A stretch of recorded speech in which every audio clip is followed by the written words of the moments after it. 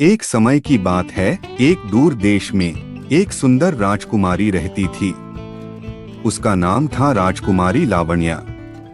वह अपनी सुंदरता, दयालुता और बुद्धि के लिए जानी जाती थी। लेकिन एक दुर्भाग्यपूर्ण दिन एक दुष्ट जादूगर ने उसे पत्थर की एक मूर्ति में बदल दिया। लावण्या के राज्य में मातम छा गया। ये कहानी सिर्फ एक राजकुमारी के पत्थर बनने तक सीमित नहीं है। यह उसके परिवार, उसके राज्य और उसके प्यार करने वाले लोगों के दुख की भी कहानी है। हर कोई राजकुमारी लावण्या को वापस लाने की उम्मीद में था। राजा ने अपनी बेटी को वापस पाने के लिए हर संभव कोशिश की, लेकिन सब व्यर्थ।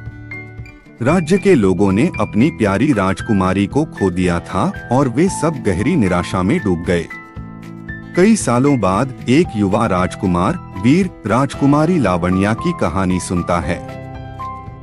वह उसकी सुंदरता और दुख से प्रभावित होता है।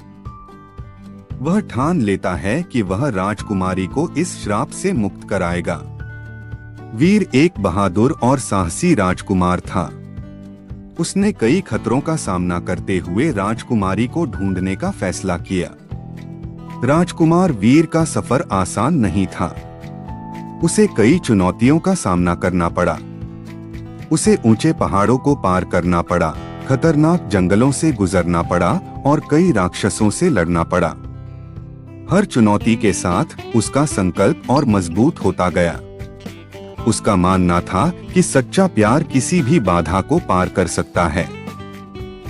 वीर अंततः उस स्थान पर पहुंच जाता है जहां राजकुमारी लावण्या की पत्थर की मूर्ति रखी थी। उसने महसूस किया कि यह सिर्फ एक मूर्ति नहीं है, बल्कि एक जीवित आत्मा है जो अंदर कैद है। उसने राजकुमारी के लिए अपनी भावनाएं व्यक्त की। उसने अपनी प्रेम की शक्ति से उसके दिल को छूने की कोशिश की। राजकुमार वीर का सच्चा प्यार और उसकी अटूट श्रद्धा देखकर जादूगर का श्राप टूट गया। राजकुमारी लावण्या धीरे धीरे पत्थर से वापस अपने असली रूप में आ गई। यह एक जादुई क्षण था। पूरे राज्य में खुशी की लहर दौड़ गई। यह हमें सिखाती है कि कोई भी बाधा कितनी भी विकट क्यों न हो, सच्चे प्यार से पार की जा सकती है। यह कहानी आज भी लोगों को प्रेरित कर रही है।